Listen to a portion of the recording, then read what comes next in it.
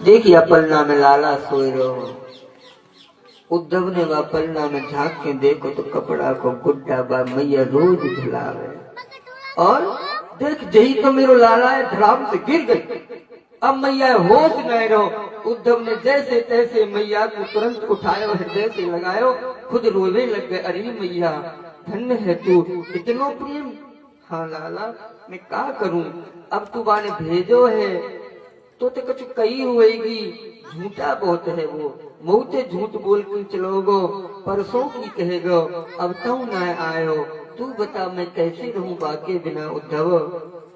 अरे मैया मैं बातें लड़ूंगा, तू चिंता मत कर। मैया तू ऐसी व्याकुल मत हुए, तसल्ली खा भई, बस बैठी है जा। ऐसे करके मैया को समझावे लग गए उद्धव। उद्धव के ज्ञान की यह दूसरी सीढ़ी समाप्त हो गई। इतना प्रेम, प्रेम के आगे ब्रह्म ज्ञान कछु ही ना है, क्योंकि शास्त्रों में प्रेम सबसे बड़ा बताया है। सामने वाले के प्रति प्रेम, सामने वाले के प्रति दया, करुणा, ममता, ऐसे करके उद्धव जी प्रेम से रहे यहाँ। अब भूल गए हम कै दिन को आए हैं। शाम हो गई, गोपी महारानी मैया के घर आई। मैया उद्धव जी आए, बोले हाँ आए तो है। किशोरी राधा और नाय देखी मैंने अभी, मुझे दर्शन करने हैं राधा जी के। राधा का नाम ज्यादा भागवत में नहीं लिया जाता। सुखदेव जी की समाधि लग जाती थी जब ज्यादा नाम लेते थे राधा जी का। एक बात बताएं, भगवान के संग ब्याह भयो रुक्मणी को, पर रुक्मणी को नाम नहीं जुड़ो, राधा कोई क्यों जुड़ो। बस वो राधा कृष्ण, राधा यही तो चलता है। हाँ वृंदावन में तुम चले जाओ, कभी भी गोवर्धन में वहाँ कोई तुम्हें राम राम नहीं कहेगा, राधे राधे। रिक्शा वाला भी राधे राधे बोलेगा भैया आपको। हाँ और महाराज यहाँ भगवान प्यारे श्याम सुंदर का भेजा हुआ वो दूत उद्धव, उनका जो परम मित्र था, उसने कहा एक बात बताओ। बोले बोलो। राधा जी कहाँ है, किशोरी कहाँ है।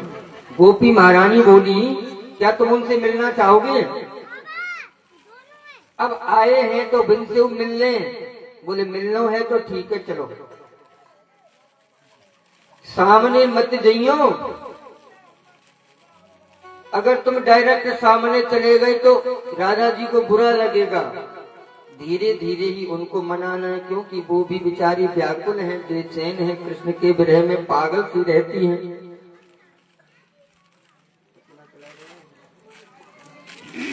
और जैसे ही महाराज उद्धव जी यहाँ से गए, राधा जी जिस हिंडोले पे झूल रही थी ना, उद्धव जी पीछे खड़े हो गए।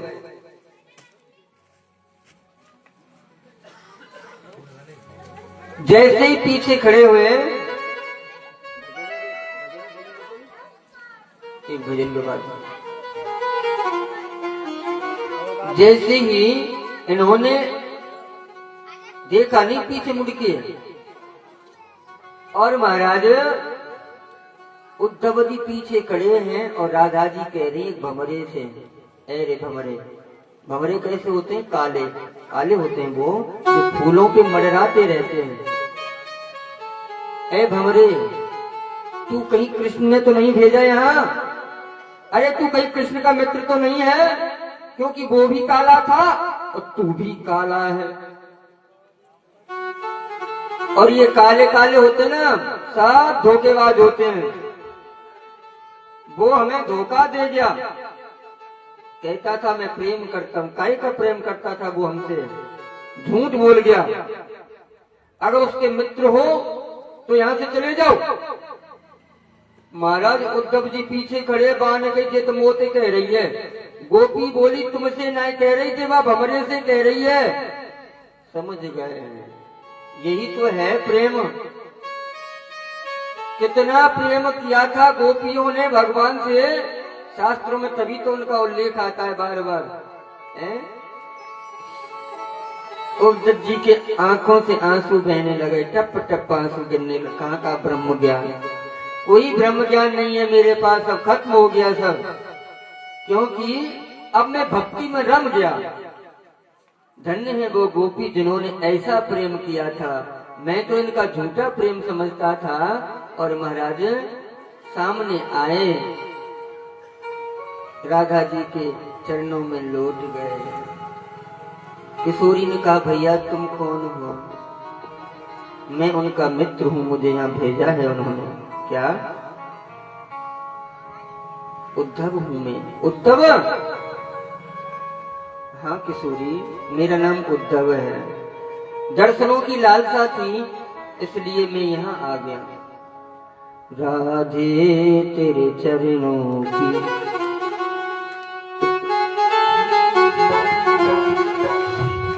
राधे तेरे चरणों की, श्यामा तेरे चरणों की, गरूर तुम मिल जाए, सच कहता हूँ मेरी, सच कहता हूँ मेरी, तकदीर बदल जाए, श्यामा तेरे चरणों की।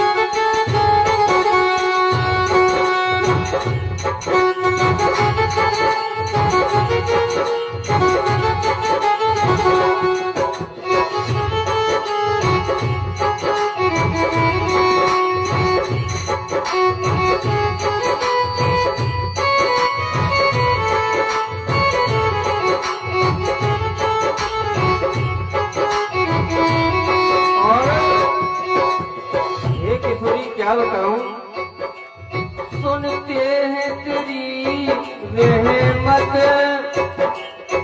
दिन रात बरसती है।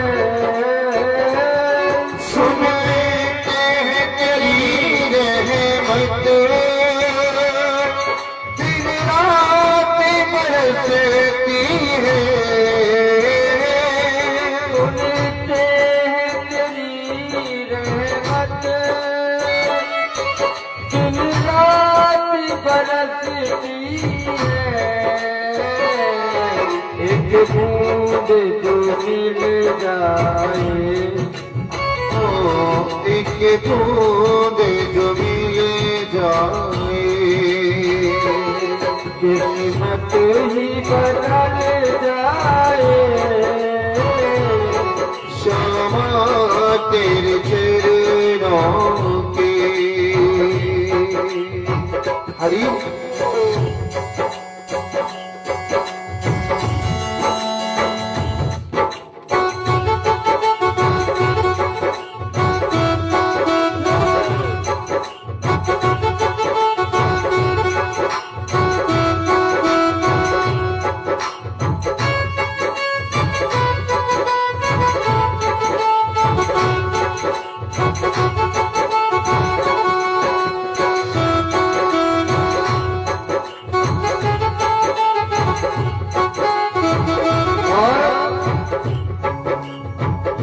मन बड़ा चंचल है,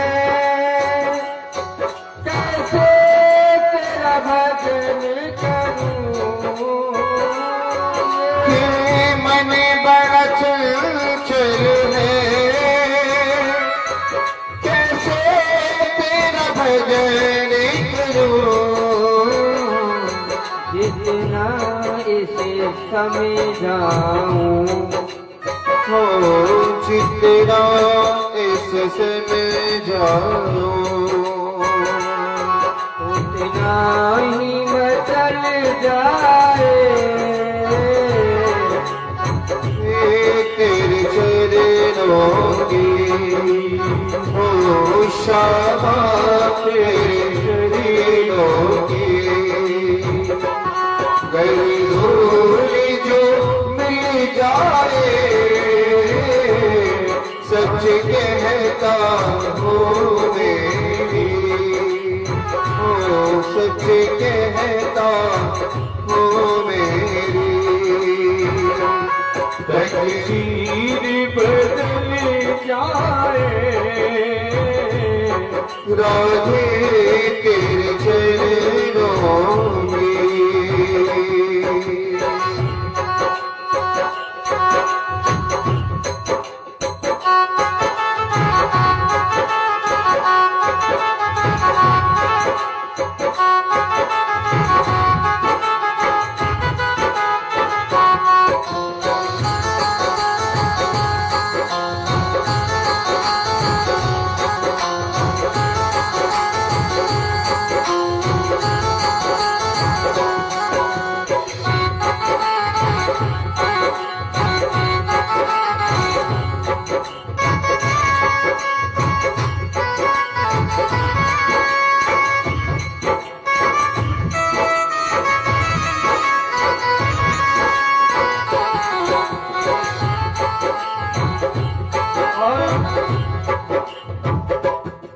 नजरों से गिराना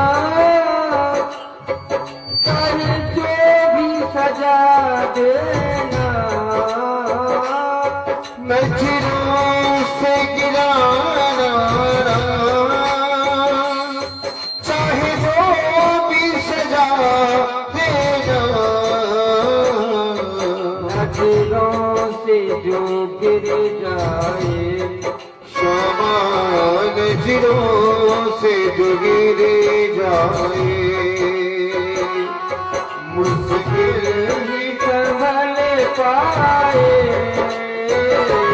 क्षमा तेरे चरणों की आप भी पुकारिए सब बड़े भाव के साथ हो क्षमा तेरे चरणों की गैर धूली जो मिल जाए सच कहता हूँ मेरी सच कहता हूँ मेरी तकदीर बदल जाए शामा तेरे चरणों की श्यामा तेरे चरणों की हरि बोल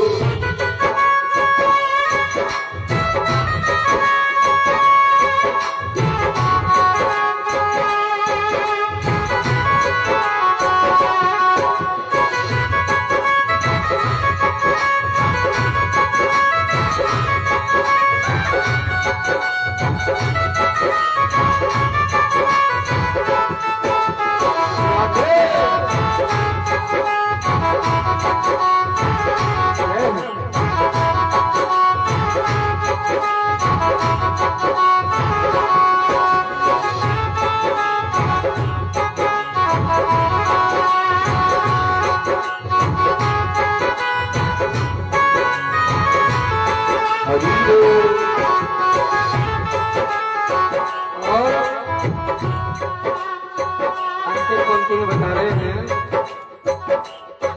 राधे मेरे जीवन की बस एक तमन्ना है श्यामा मेरे जीवन की बस एक तमन्ना है तुम शामिल हो मेरे श्यामा तुम शामिल हो मेरे मेरा दम ही निकल जाए राधे तेरे चरणों की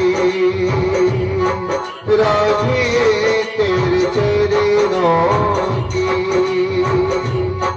गैर धूली जो मिल जाए, सच कहता हूँ मेरी क्षमा, सच कहता हूँ मेरी। तकदीर बदल जाए, क्षमा तेरे चरणों की। ओ क्षमा तेरे चरणों की। बोलिए राधा रानी सरकार की। वाह बेटा, सबसे ज्यादा ताकत वो लगा रहे, देख लो। कहाँ जाए भैया सोए के? सुबह से कहाँ जाए तुम? अच्छा, लायो काट में? अच्छा, चाय बनाने गए तुम? काम बहुत करेंगे। कथा पे अपने ध्यान को लगाएंगे।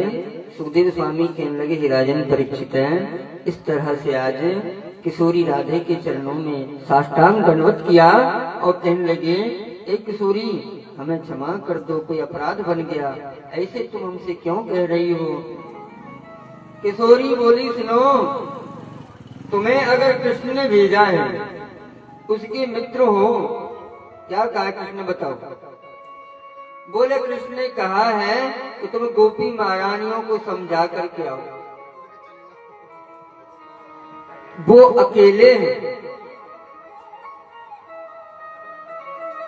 राधा बोली, हम अकेले नहीं हैं। हाँ, उद्धव जी को कहा, हम अकेले नहीं हैं, हमारे साथ भगवान श्री कृष्ण हर समय रहते हैं। उद्धव जी बोले, गोपी महारानी कह रही हैं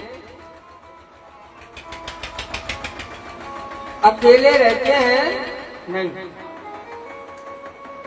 तुम अगर कृष्ण को देखना चाहो तो हम तुम्हें अभी दर्शन करवा सकती हैं।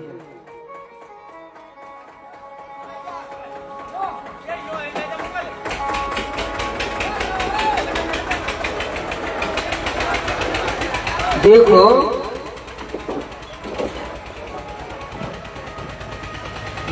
कोई बात नहीं, इधर ध्यान दें, सब कथा पे ध्यान देंगे। महाराज, अगर तुम्हें भगवान श्री कृष्ण देख रही है तो दिखाऊं? उद्धव जी बोले, कहाँ है मुझे बताओ। बोले, आंख बंद करो। अब वो तो निकलेगा, तुम कहीं को शोर कर रहे हो। जैसे ही उद्धव जी ने आंख बंद की, तुरंत भगवान श्री कृष्ण को और राधा को वहीं देखा। उस हिंडोले पे राधा कृष्ण एक साथ ही धुरपुर राधा कृष्ण भगवान की। उद्धव जी ने नेत्र खुलते उनको देखा, रे प्रभु, ये सब क्या था? भगवान बोले, यही तो लीला है हमारी, और क्या है? उद्धव, हम चाहते थे तुम्हारा ब्रह्म ज्ञान खत्म होके तुम सांसारिक प्रेम में उलझो, तुम भी जानो प्रेम की परिभाषा क्या होती है, प्रेम क्या होता है। बस उद्धव जी को भी यहीं से प्रेम हो गया, भगवान श्री कितना लगाव हो गया, भक्ति में लीन हो गए, अब हमें कहीं नहीं जाना। इस तरह से उद्धव का ब्रह्म ज्ञान नष्ट कर दिया भगवान ने। थोड़ी देर बाद अब राधा जी अकेली हैं, भगवान तो अंतर ध्यान हो गए। ऐसी लीला करते हैं बांके बिहारी। उधर कृष्ण बलराम रोज जाते हैं सांदीपन गुरु के यहाँ विद्या अध्ययन करने। एक दिन बांके बिहारी उधर से लौट रहे थे तो पता है क्या हुआ? सुदामा मिल गए। कल आएगी कथा, कल एकादशी है। एकादशी में चावल खाते नहीं है, चढ़ाते खूब है। भगवान को सौगात में चढ़ाने में कोई दोष नहीं लगता, लेकिन खाना नहीं है चावल, खाने हैं तो साबूदाने की खीर, ऐसी चीज खाना। लेकिन भगवान को भेंट जरूर करना। और महाराज सुदामा जी मिल गए। जब सुदामा जी मिले तो रो रहे थे, पैर में लग गया कांटा। बांके बिहारी ने धीरे से वो कांटा निकाला, मित्र बन गए। दोनों ऐसे दोस्त बन गए, भैया इधर से जाओ करे जब तू यही जगह पे मिल जाओ कर, उधर से आए करूंगा जब मैं तो यही जगह पे छोड़ दे करूंगा, और रोज यही में चलो करियो हमारे रथ में बैठ के।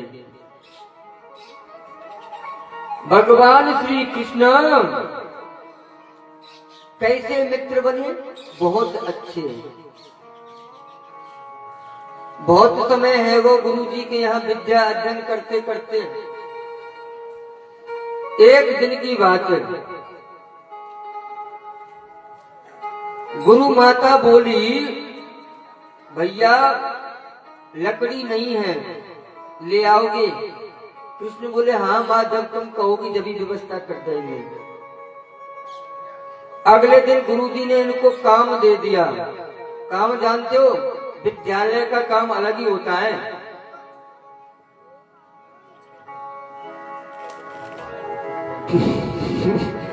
भाई मौज कर रखी है। हमने जिंदगी में तुमको प्रसाद कहो एक आध बेर बांटे कर, तुम तो इन्हें फुल कर दो ना, तो इनकी आसंग रहे, फिर भजन बोलवे की ना कीर्तन करवे की, आराम से फिर इनको नींद और आवे। सुखदेव स्वामी वर्णन करते हैं राजन परीक्षित, आज यहाँ इनको स्कूल का काम दे दिया, भैया कल याद करके लाना।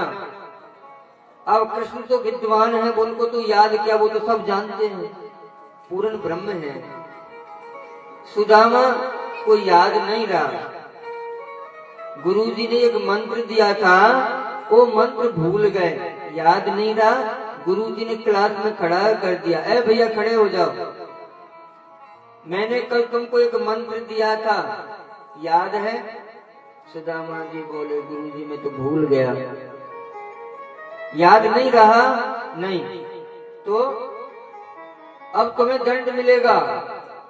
सुदामा घबरा गए, बोले का दंड मिलेगा? क्या दंड है प्रभु?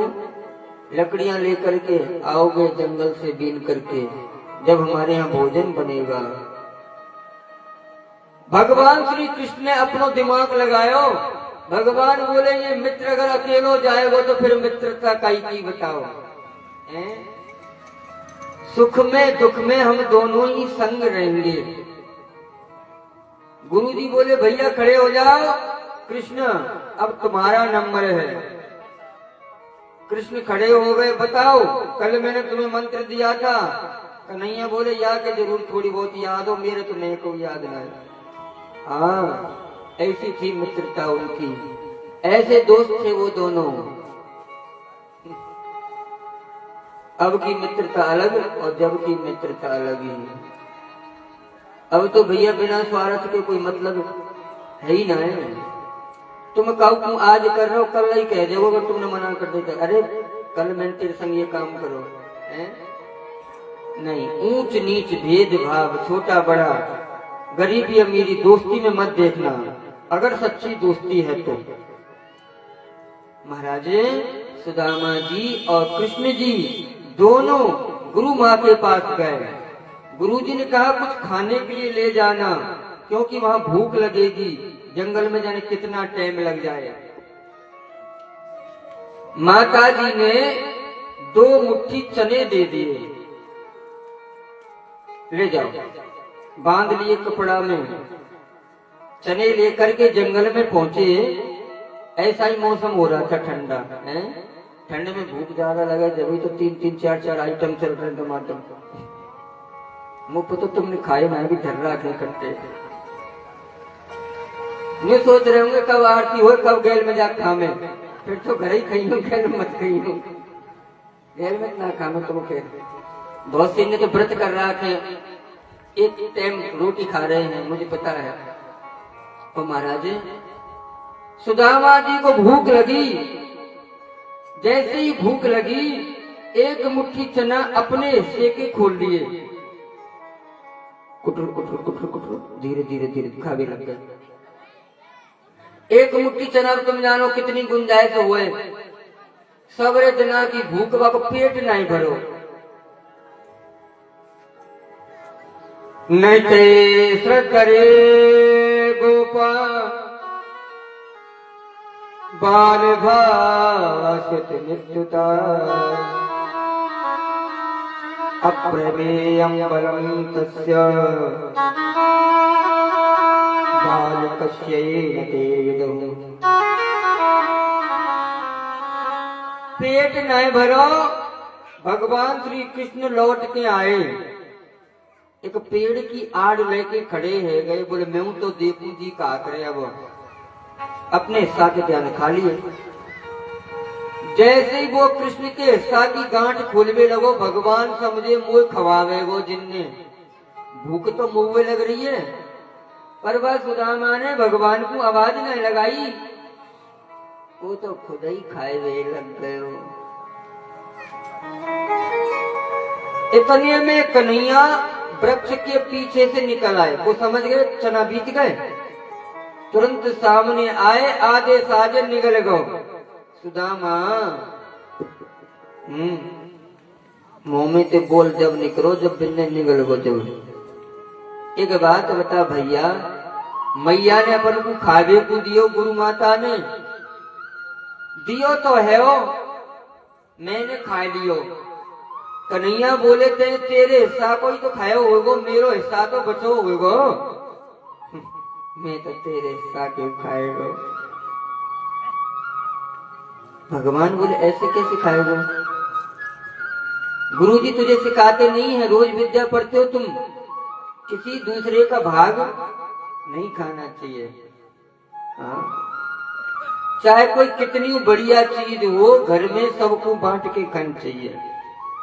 ऐसे ना बढ़िया चीज आ गई तो हाँ तैयारी नहीं कह रहा मैं, ये तो कथा में बता रहा हूं। सबको मिल बांट के खाओगे तो ठीक रहेगा। और महाराज इस तरह से भगवान श्री कृष्ण बोले भैया तेरे हिस्सा के खाए, मेरे खाएगो। हाँ भैया मैं तो तेरे खाएगो। अरे दारिद्री, क्या कहा? दारिद्री। बस यही शब्द ने सुदामा को बिल्कुल भूखा, ऐसी कंडीशन कर दी, उसके घर में कुछ नहीं था। सुदामा को यहाँ भगवान श्री कृष्ण का यही श्राप लगा। दारिद्री कहते हैं गरीबी से भी नीचे, हाँ बिल्कुल शून्य। अब क्या करें? सुदामा भी तो पंडित थे, वो समझ गए, याने मुझे दे दियो श्राप, अब मेरी आकी कोई मित्रता नहीं। अच्छा भैया तुम अपने रास्ते, हम अपने रास्ते। कन्हैया बोले नाराज मत हो गए, नहीं गुरुजी अब हम नहीं पढ़ेंगे यहाँ। कन्हैया बोले तुम नहीं पढ़ोगे तो हम नहीं पढ़ेंगे। हाँ भैया जा दिना तू मेरे पास लौट के आ जाएगो, बादना तेरी ये दारिद्री खत्म कर दूंगो, ये गरीबी नहीं छोड़ूंगो। मेरे पास नहीं आवेगो जब तक तो तू भूखो ही मरेगो। सुदामा बोले चाहे कछु ही है जाए पर मैं तेरे पास नहीं आऊंगा। हाँ सुदामा बहुत कैड़े गए, सुशीला ने ज्यादा जबरदस्ती करी। जब ऐसे करके इनको यहाँ इनका श्राप लगा। अब सुदामा जी की उत्पत्ति बताते हैं आपको। हम बता रहे थे सात परसों के सुदामा जी के माता पिता बताएंगे। एक राजा के कोई संतान नहीं हुई थी, महाराज बहुत उपाय किए, इनको पुत्र प्राप्ति हो गई। जब इनको इस पुत्र की प्राप्ति हुई तो जाकर के ब्राह्मण से मिले, महाराज या को नामकरण संस्कार करियो। बोले राजा या को नामकरण संस्कार कहा करूं, ये तो आगे चल के बहुत बड़ो दारिद्री हुएगो, कंगाल बहुत ही गरीब होएगा। मेरी बात मानो तो यार अलग करो अपने थे। उस राजा के हृदय में दया नहीं थी, उसने एक मसूसा में बंद करके या को पानी में बहा दियो, और जैसे ही पानी में बहायो दूसरे किनारे पे पहुंचो, वह जंगल में एक सुधा नाम की गाय भ्रमण करती थी। गाय का नाम था सुधा। और महाराज सुधा नाम की गाय ने जब इसको यूं देखा ना, मुंह से हटा के बच्चे को, सुधा नाम की गाय ने अपनो दूध याकूब पिलाया। सुधा बनी इसकी माँ और नाम पड़ा सुधा माँ। सही नाम तो इसका यही है, सुधा माँ। सुदामा नहीं है, सुधा माँ। इस तरह से सुखदेव स्वामी वर्णन करते हैं राजन परीक्षित। ये कुबेर जी की देन थे, कुबेर जी की। इनके कोई कमी नहीं थी और आगे भी देख लेना कोई कमी नहीं रहेगी। इस तरह से भगवान श्री कृष्ण मथुरा आ गए। सुदामा अपने घर चले गए। फिर श्री कृष्ण बोले मथुरा वासियों से, भैया कोई कष्ट तो ना है। बोले भैया कोई कष्ट ना है, पर वो जरासंध है ना, अपनी फौज लेके आ रहा, मथुरा पे चढ़ाई कर रहा है, तुम्हें मारवे क्यों। कृष्ण या तो कहीं छुप जाओ या उसका सामना करो। वहां के बिहारी बोले वो तो बात ठीक है, पर बताऊं छुपे थे पार नहीं पड़े, और अंदर बुलाऊंगा मथुरा में तो तुम सबको खतरा है, क्योंकि बाकी सिपाही लोग तुम पे वो हमला करेंगे। मैं नहीं चाहता मेरी वजह से मथुरा वासियों को कोई तरह की समस्या खड़ी हो। बाकी बिहारी को जैसे ही वो संदेश भेजो, जरासंध मगध देश के राजा ने बाहर आ गए मथुरा से। बोले भैया लड़नो है, हमारी तुम्हारी लड़ाई है बाहर, घर में ना है, भीतर ना है। जरासंध ने एक अपनो सिपाही, अपनो सेवक महाराज कालियावन, इनको घनिष्ठ प्रेमी हो, और कालियावन बोलो मैं जाऊं, पहले मैं लड़ूंगा। कालियावन को जब यहाँ मथुरा में भेजो तो कालियावन ने भगवान श्री कृष्ण को ललकारो। कृष्ण कन्हैया बोले भैया हमें काई को ललकार है, हमें मत ललकार है, हम तेरो सामनो ना कर सके। कालियावन बोले तेने कंस को मार दियो, हम इसीलिए तुझे मारने के लिए आए हैं। और भगवान श्री कृष्ण व कालियावन के सामने से धीरे धीरे चलने लग गए, मतलब भागने लग गए। शास्त्र बता रहे हैं इस बात को कि भगवान का एक नाम रणछोड़ और पड़ा था। क्या पड़ा था?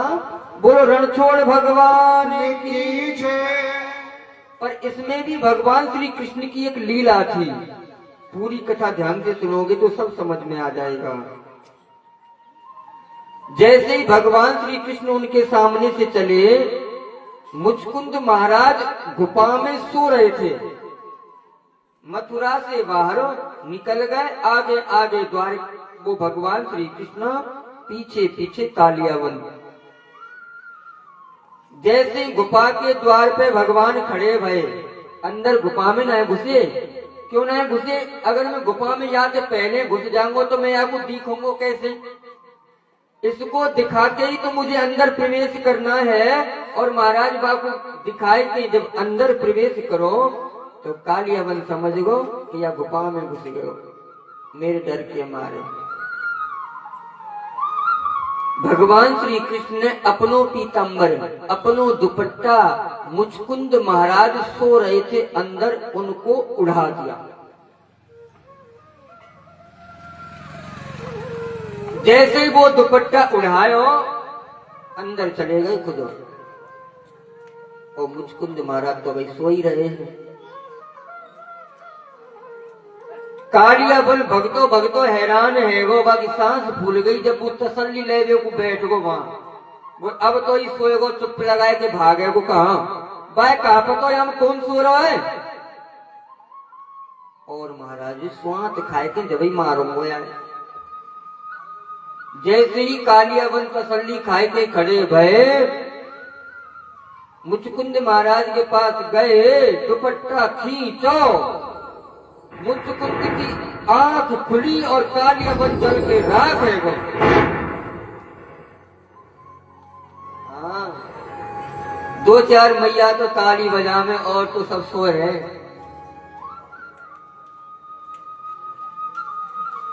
सुखदेव स्वामी वर्णन करते हैं राजन परीक्षिता, पृथ्वी का भार ऐसे उतर रहा है वो। भगवान मुचकुंद के हाथों कालियावन को जला के राख करवा दिया।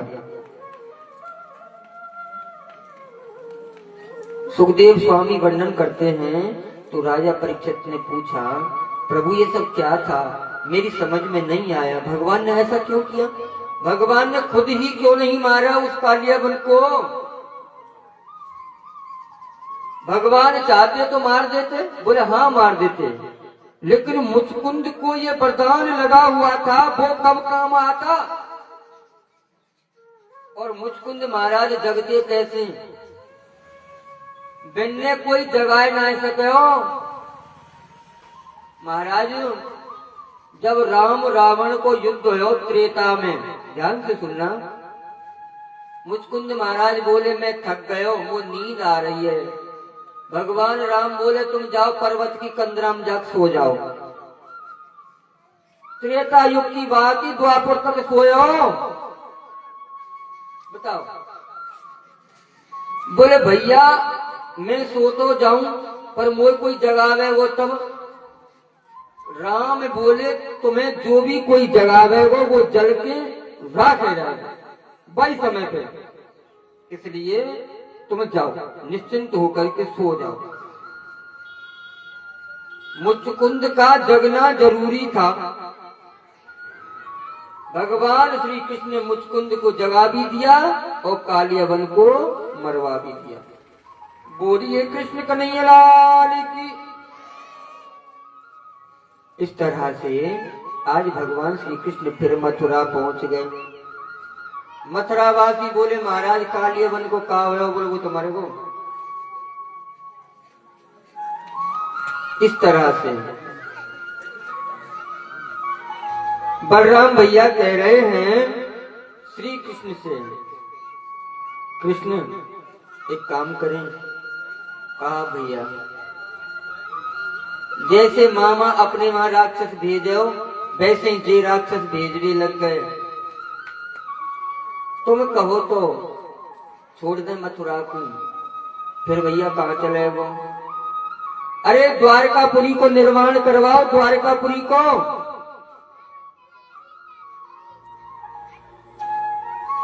साभीक्षयम् विश्वम् सहसा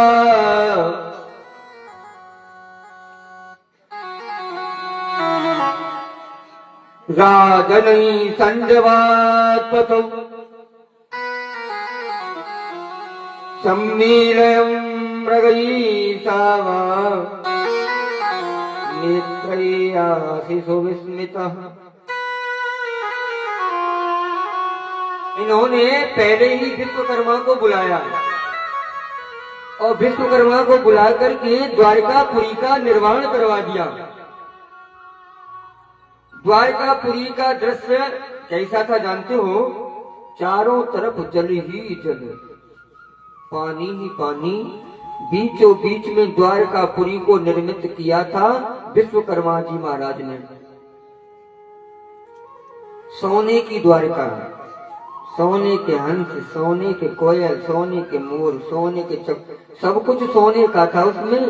सोने कोई सिंहासन, ये सब द्वारकाधीश के लिए इन्होंने बनवाया था ताकि द्वारकाधीश यहाँ आकर के रहे, क्योंकि मथुरा के राजा तो ये है ही नहीं, इनको बनना पड़ेगा द्वारिका का राजा। वहीं पे जाकर के इनके विवाह होंगे, वहीं संतानें होंगी, सब कुछ वहीं होगा। ऐसे करके फिर महाराज जब विश्वकर्मा ने द्वारिका बना दी तो मगध देश के राजा जरासंध को पता चला। क्या पता चला कि इसने तो हमारा भेजा हुआ कालियावन भी मार दिया।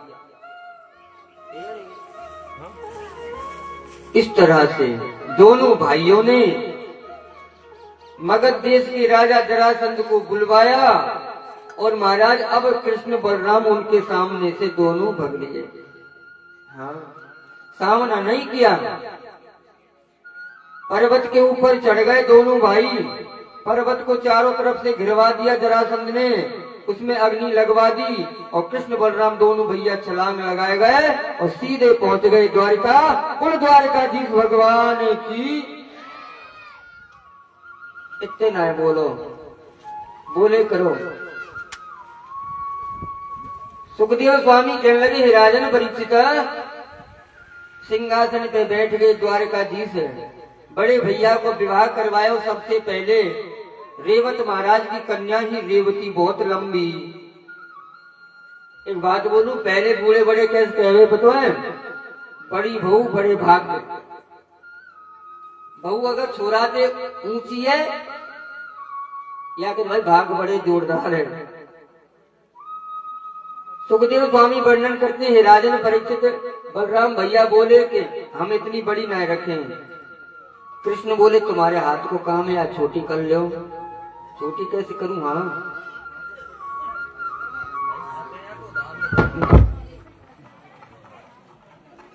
आराम से आराम से आराम से।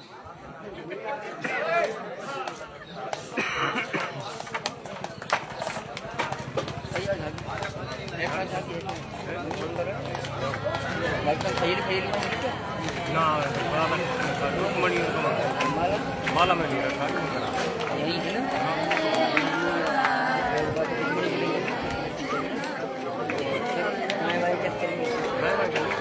बाया मान लो थोड़ा सा माला पहन जाए, उसके बाद खराब भगवान टाइम ले मैंने टाइम करेंगे नहीं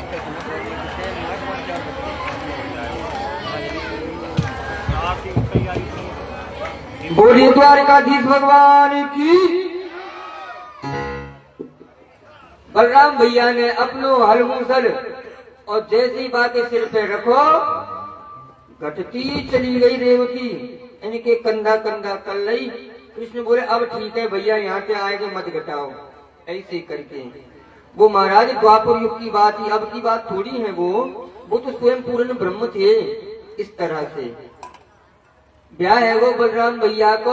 अब रह गए कृष्ण।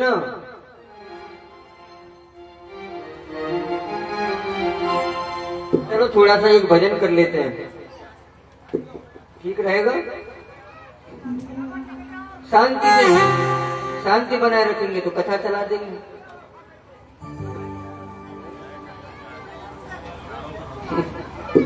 हो पंछी ले जा रे संदेश मेरे श्याम पिया के दे। सबको ताली बजानी है, ठाकुर जी जल्दी आ जाए और रुक्मणी मंगल हो जाए। ओ चिट्ठी में सब कुछ लिख डाला, चिट्ठी में सब कुछ लिख डाला, बचा के कुछ से पंछी। थोड़ा फास्ट लगाओ। हो पंछी ले जा रे संदेश मेरे श्याम पिया के दे। पंछी ले जा रे संदेश मेरे श्याम पिया के दे। पंछी ले जा रे संदेश मेरे श्याम पिया के दे।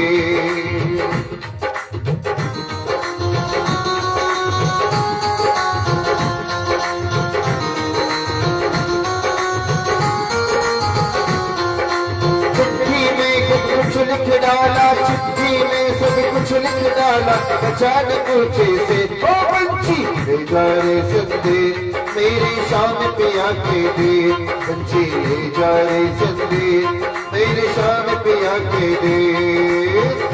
हरि बोल।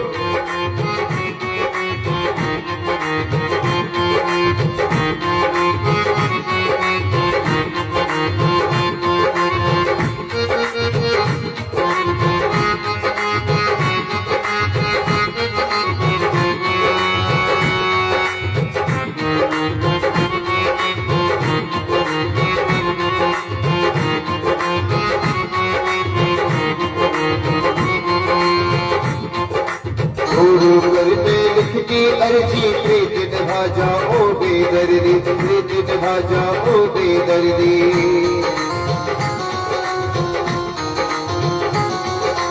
रो रो कर मैं लिख के अर्जी, प्रीत निभा जाओ बेदर्दी, प्रीत निभा जाओ बेदर्दी। तो पल पल तेरी बाट निहारूं, पल पल तेरी बाट निहारूं, कर जा रे उपदेश पंछी ले जा रे संदेश, मेरे शान पे आके दे पंछी ले जा रे संदेश, मेरे शान पे आके दे।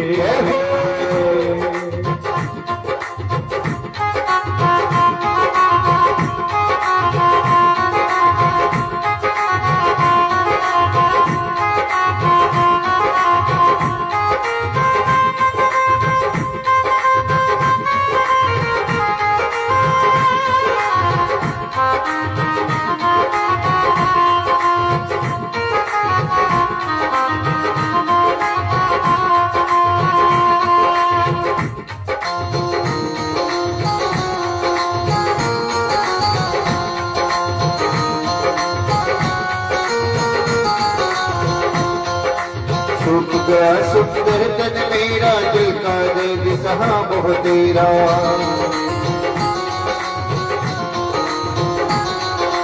सूख गया सुंदर तन मेरा, दिल का दर्द सहा बहुत तेरा।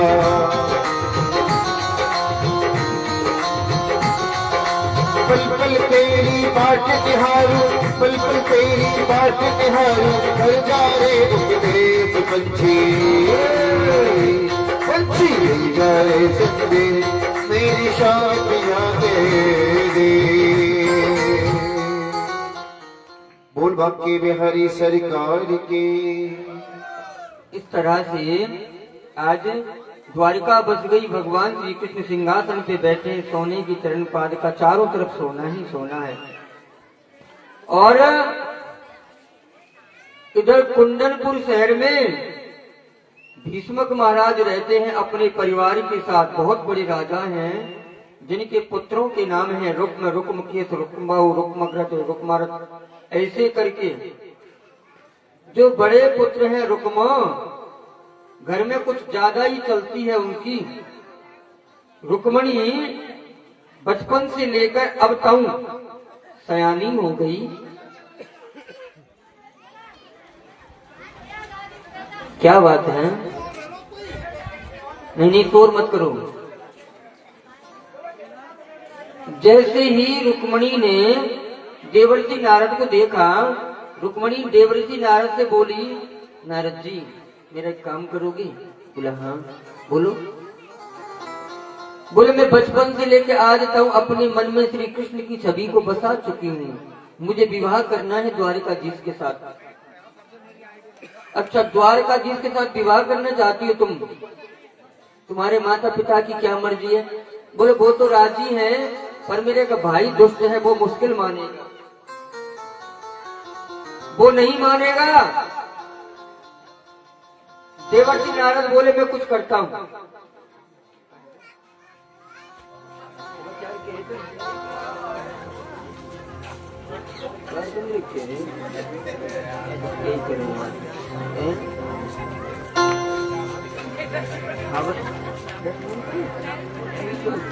अच्छा चलो बोलिए द्वारिकाधीश भगवान की।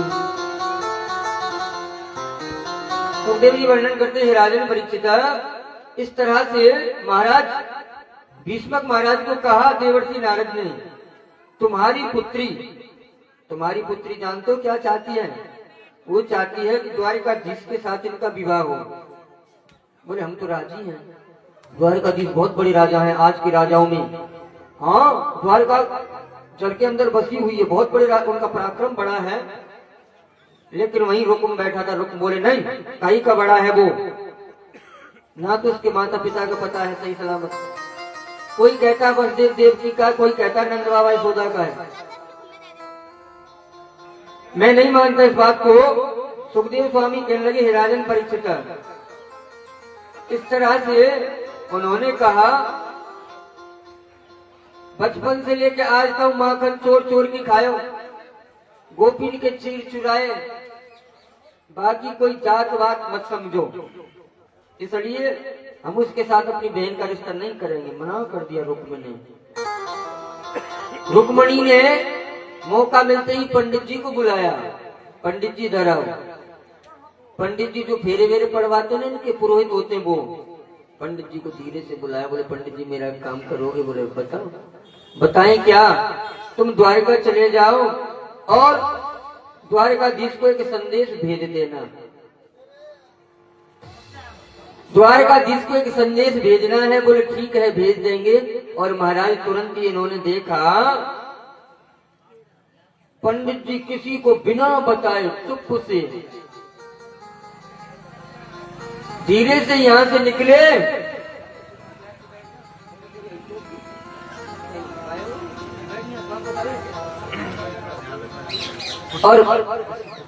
और महाराज इस तरह से यहाँ पंडित जी गए, द्वारकाधीश को सब कुछ बताया।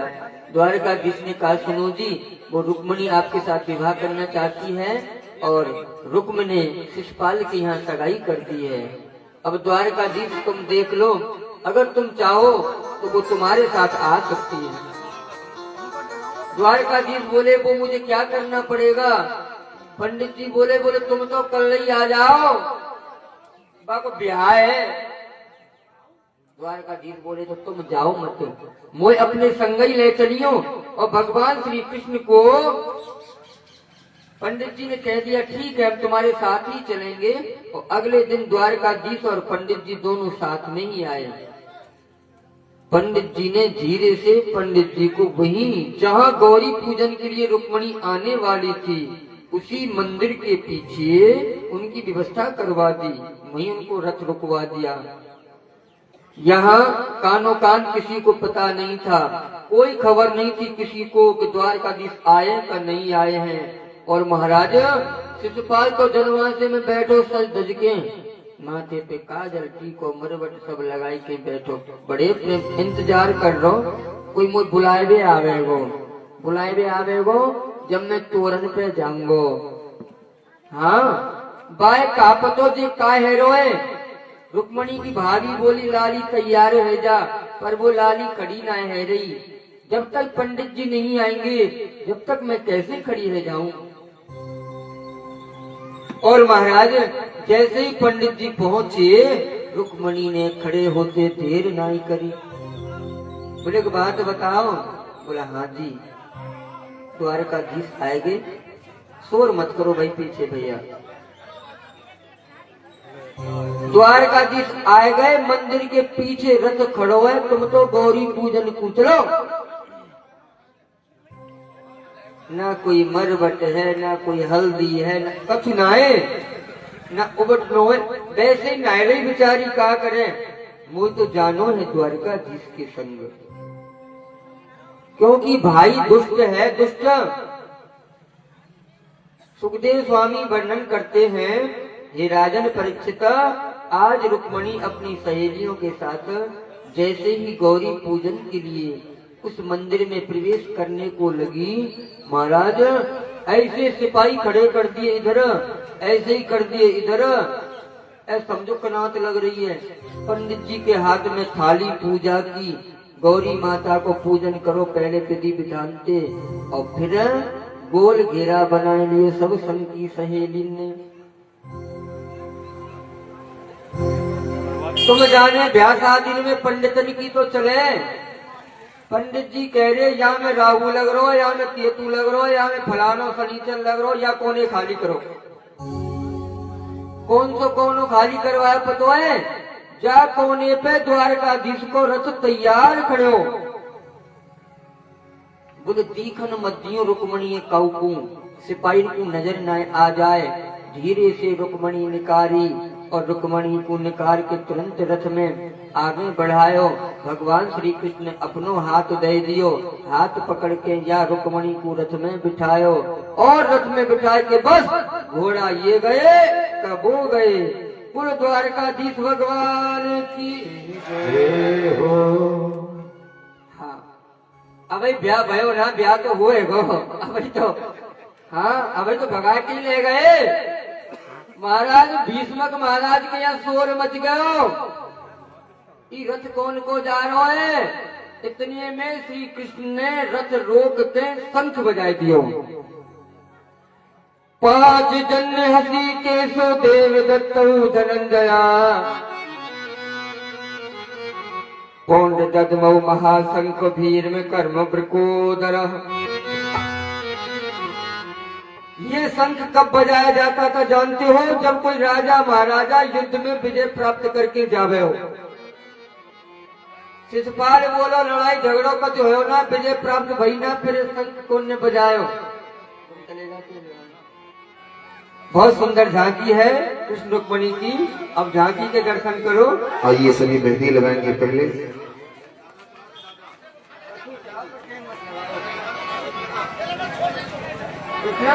अब समय मतलब करो।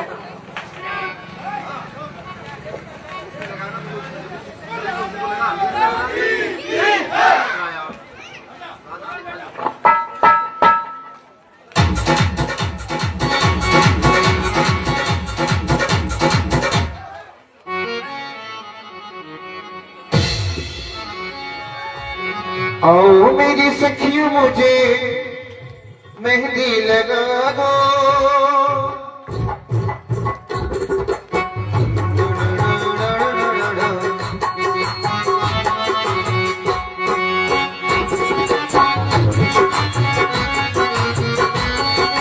आओ मेरी सखियों मुझे मेहंदी लगा दो। मेहंदी लगा दो मुझे ऐसी सजा दो। मुझे श्याम सुंदर की दुल्हन बना दो। मुझे श्याम सुंदर की दुल्हन बना दो। हरि बोल।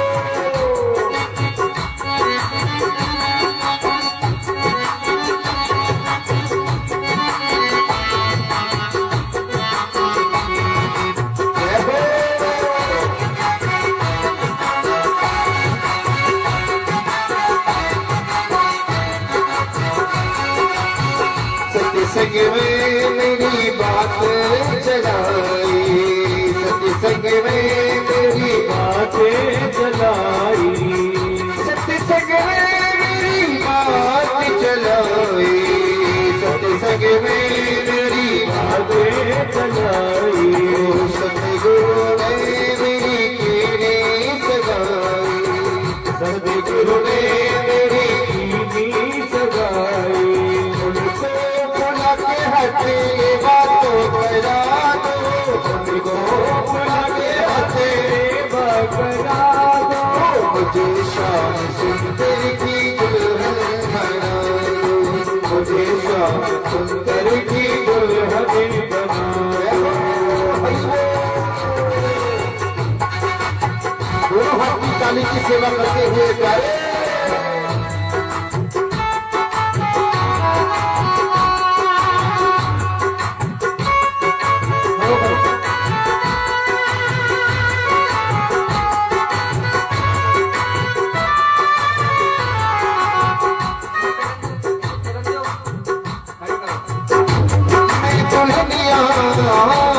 मैं दुल्हनिया दुल्हनिया दुल्हनिया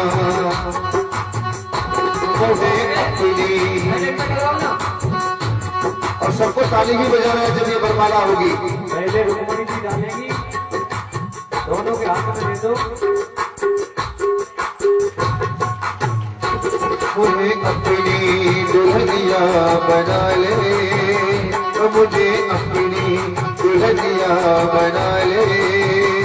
शाम तेरी दीवानी हुई मैं। शाम तेरी दीवानी हुई मैं।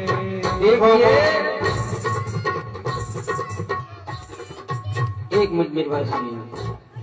बढ़िया बहुत सुंदर झांकी है कृष्ण रुक्मणी की। हाथों पे हल्दी मत लगाना, ध्यान से सुनना मेरी बात। कुंवारी कन्याएं हैं और हल्दी केवल एक ही बार लगती है, समझ रहे हो? चाहे नेक माथे पे लगा दियो पर हाथन पे मत लगाइयो बिल्कुल। चाहे चरणन की पूजा कर लियो, हाथन पे मत लगाइयो। कोई भी पहले ही कह रहा हूं।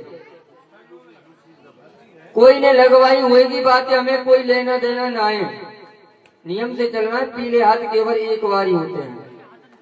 पूजन सबको करना है। पूजन तो सबको ही करना है, यहाँ वहाँ उधर इधर सबको करना है। केवल माथे पे थोड़ा सा टीका करना है, मुकुट पे ही लगा देना, मुकुट पे ही, ठीक है। अपन को पूजन करना है। होने लगा है कन्यादान। पहले परीक्षा जी है और का पहले परीक्षा जी नंबर लो। हाँ देखिए, जो हमारी कथा के परीक्षित जी हैं, पहले वो पूजन करेंगे जोड़े के साथ में, और जिनके भी जोड़े हैं वो जोड़े से पूजन कर सकते हैं। रुक्मणी जी के पीले हाथ करें। जल्दबाजी ना कछु, आराम से, बिल्कुल तसल्ली पूर्वक। यहाँ जगह की थोड़ी कमता से है, तो पहले यहाँ वाले कर लेंगे, फिर उनको बुलाएंगे बाद में। देखो हमारे व्यास जी के मम्मी पापा भी जोड़ा से करेंगे। हमारे व्यास जी है नहीं, और उनकी श्रीमती भी यहाँ पधारी है। मैं चाहूंगा कि वो भी यहाँ आएंगी, बढ़िया। और कल उनकी एब्सेंट है, उनसे कल की हाँ ली जाएगी। आज तो वो आ ही गए हैं। व्यास जी सुबह शाम फोन करके पूछते हैं हमारे घर से। मैंने कहा भैया पूछो मत, आप घर से सब आते हैं, एक तुम्हारी मैसेज नहीं आती। बोले कल नहीं आई होगी। मैंने कल आपने मना कर दिया होगा। ऐसा कुछ भी नहीं है। नहीं, कल मौसम खराब था, इस वजह से आज वो आई है। अब मुझे पता चाहे वो कहीं बैठी हो, लेकिन आई है। उनके मम्मी पापा को भी मैं बुलाऊंगा, और उनके माता पिता भी आके हैं, कन्यादान करेंगे व्यास जी के। कन्यादान सबको करना है। जिनके जोड़े भैया में जोड़ा से आई जाओ यहाँ। हाँ, एक जगती चाचा ना है।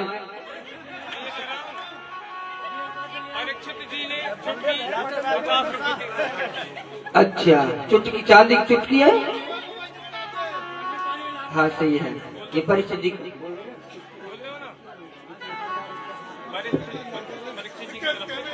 सही बना दिया। 50 रुपए। हाँ जी, हमारे परीक्षित जी की ओर से चांदी की चुटकी है और 50 रुपए है। और जो भी कन्यादान करना चाहे वो आ जाए। अब सब आते जाओ एक एक करके, आराम आराम से। हाँ जी, हाँ जी, हाँ जी। अरे भैया चिंता मत करें, चलो जी। वहीं खड़ा जाओ। लगे दूल्हा सा तू,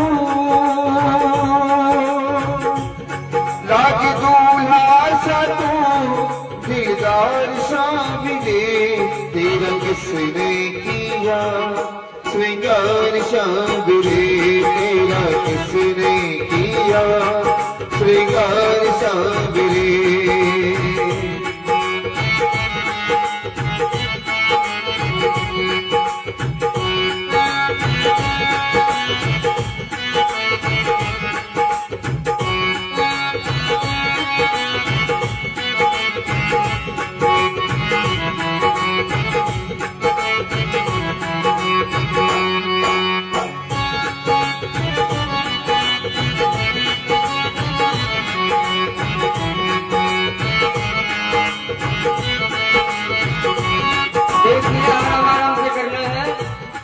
और पैसा लिखने वाले हमारे कृष्णा जी हैं, उनकी जिम्मेदारी है।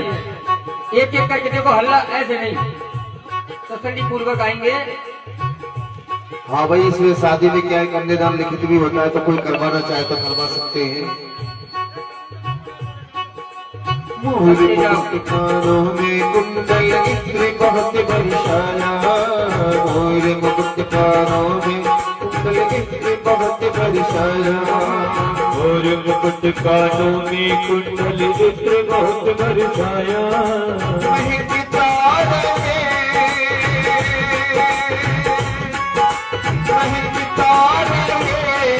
दरबार शाम में तेरा किसने किया श्रृंगार शाम रे, तेरा किसने किया श्रृंगार शाम रे। गुरु सामने सरकार की।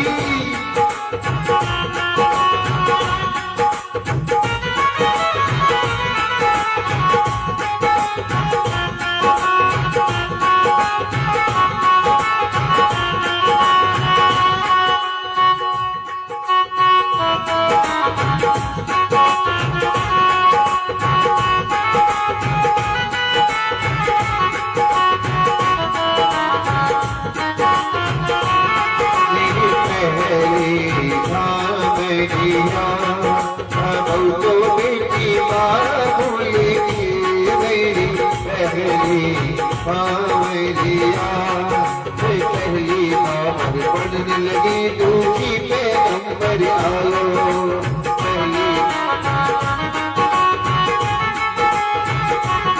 तेरी दूसरी बावरिया भी तो बेटे बाबुली तेरी दूसरी बावरिया भी तो बेटे हाथ समाते रहेंगे इसी करके भजन करने जिन्होंने कर लिया वो साइड में हट जाए, साइड में।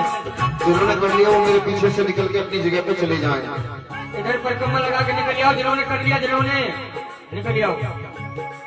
तुझी खबर पड़ने लगी तेजी पे नंबर आयो मेरी तीसरी बावरिया अभी तो इतवा बोलेगी तीसरी खबर चौथी पे नंबर आयो तीसरी खबर पढ़ने लगी चौथी पे नंबर आयो मेरी चौथी बावरिया अभी तो बेटी बाबुल की मेरी चौथी बावरिया अभी तो बेटी बाबुल की हरि बोल।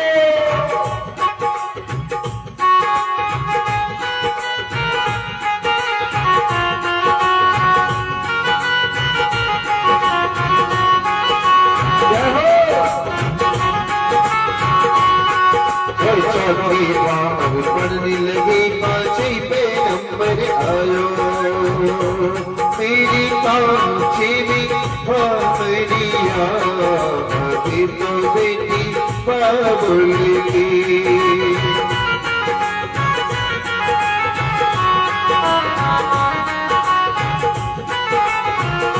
पांचवी बार पढ़ने लगी छठवीं पे नंबर आयो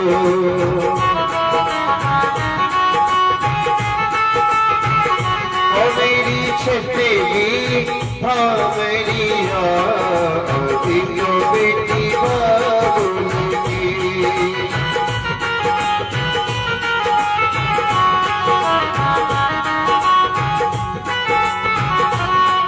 छठवीं बार पढ़ने लगी सातवीं पे नंबर आयो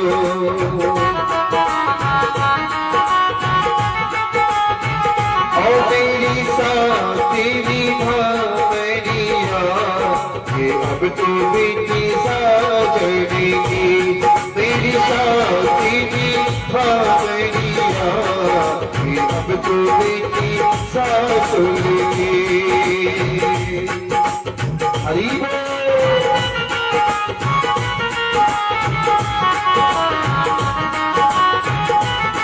होने लगा है कन्यादान पहले रुके मरने का होने लगा है कन्यादान पहले रुके मरने का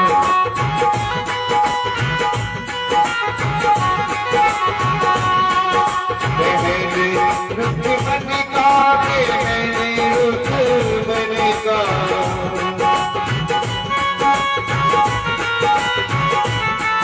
होने लगा है कन्यादान पहले रुके मरने का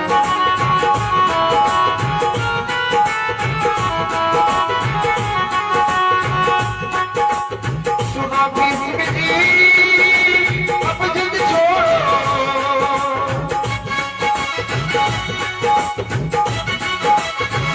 सुना किसी अब जिद छोड़ो मान लो मेरी बात मन तो जाएगी द्वारकाधीश के साथ मन तो जाएगी शाम तारे के साथ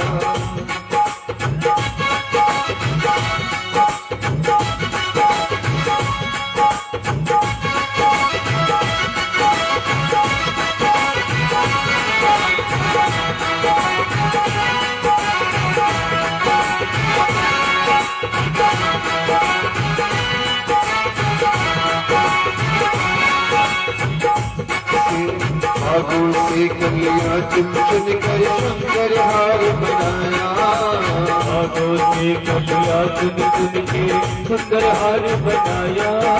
वही सलामत हाथ सदा वो जिसने तुझे सजाया। वही सलामत हाथ सदा वो जिसने तुझे सजाया। सजाता रहे सजाता रहे हर बार शामिले तेरा किसने किया हर बार शामिले तेरा किसने किया हर बार शामिले।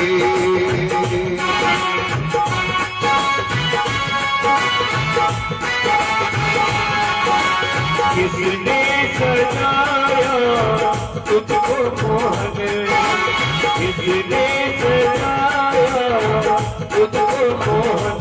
आज बड़ा प्यारा लागे, आज बड़ा सोना लागे, आज बड़ा प्यारा लागे, आज बड़ा सोना लागे।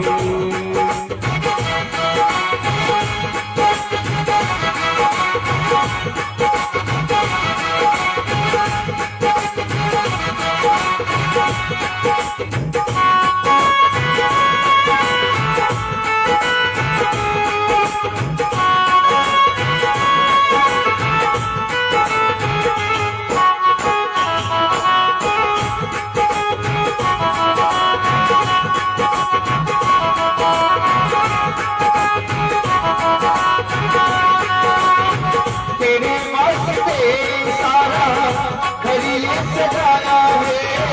तेरे वास्ते सारा घर ये सजाया है। दिल विच प्यार वाला दीप जलाया है। दिल विच प्यार वाला दीप जलाया है। ओ दिल विच प्यार वाला दीप जलाया है। आजा शमाले आजा शमाले सोते लुटार दे। आजा शमाले सोते लुटार दे।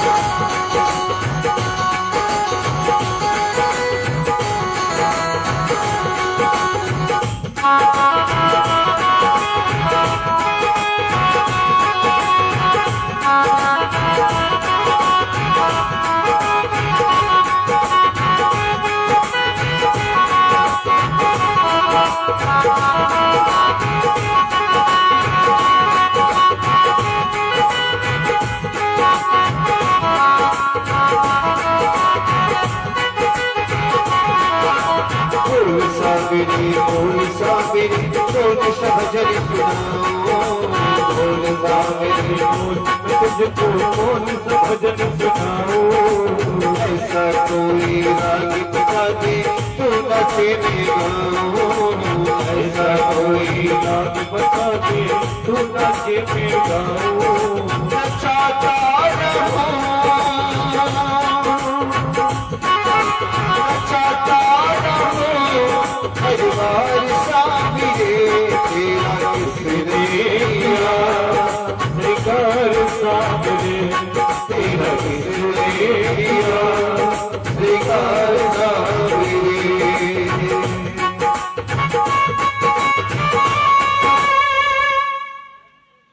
बोलो सांबरे सरकार की जय। स्पीकर ही रख दिया।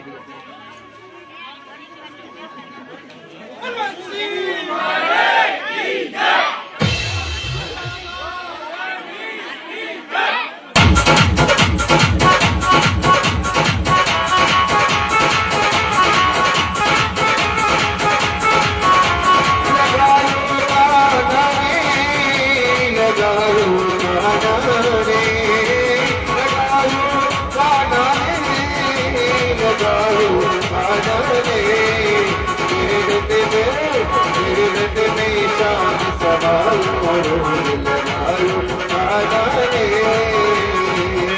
में श्याम समायो रोग लगायो माता ने।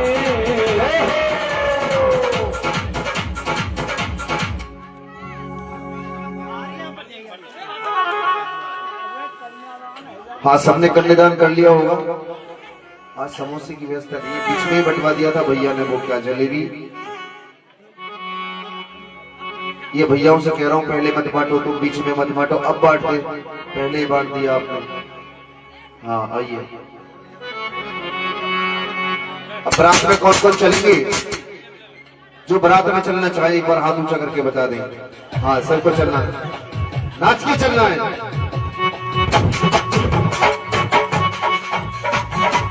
आज मेरे जान की शादी है, आज मेरे जान की शादी है, शाम की शादी है, भगवान की शादी है। आज मेरे जान की शादी है, आज मेरे जान की शादी है।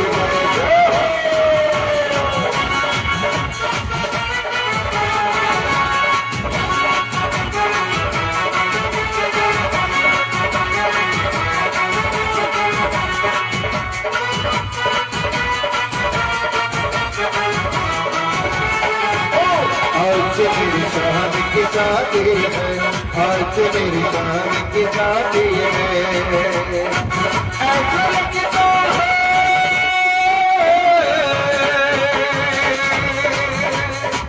ऐसा लगता है यारे संसार की शादी है।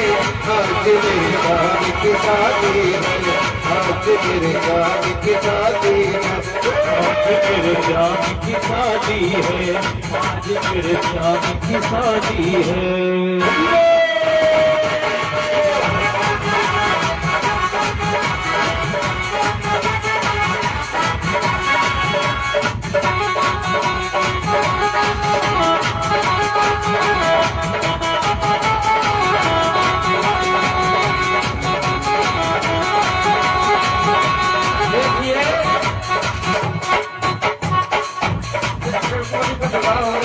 मास्टर जी थोड़ा ध्यान रखो, थोड़ा आवाज आवाज का ध्यान रखना। मेरी बात सुनो, सूचना आई है कि कुछ रह रहे के भाई रास्ता ना आया, रास्ता दो, कोई आवे तो आ सके। कृष्ण रुक्मणी को नचाते रहो और थोड़ी गैल करो यहाँ पे, नाचना चाहिए।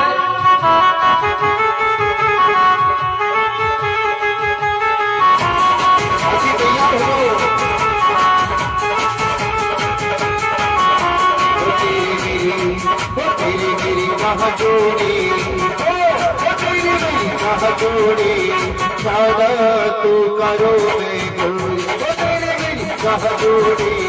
सादा तू करो में गोरी। तू करो में गोरी कन्हैया, तू करो में गोरी, तू करो में गोरी कन्हैया, तू करो में गोरी। मेरी मेरी मेरी कहा जोड़ी, हरियाणा तू करो में गोरी।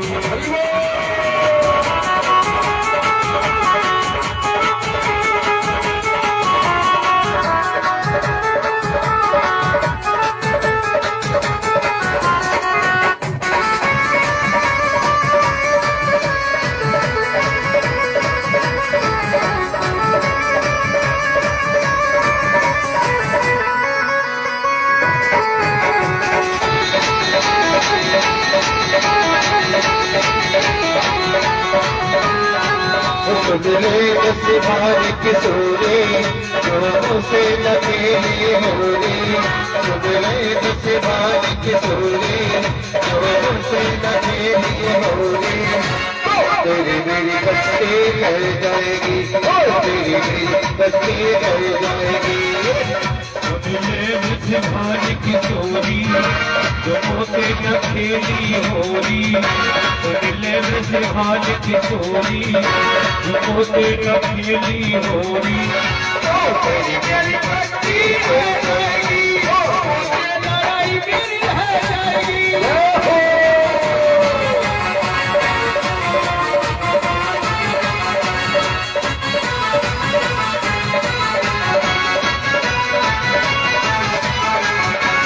मौसम आया मत माला है,